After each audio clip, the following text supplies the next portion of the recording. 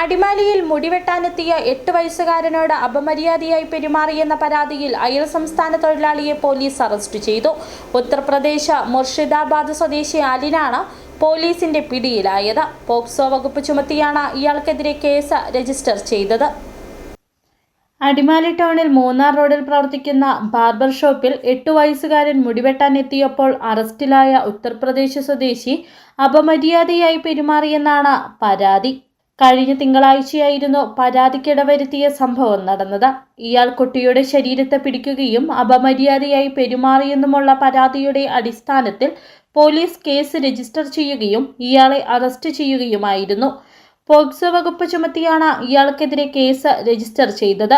ഉത്തർപ്രദേശ് മുർഷിദാബാദ് സ്വദേശിയായ അലിനെ കോടതിയിൽ ഹാജരാക്കി റിമാൻഡ് ചെയ്തു.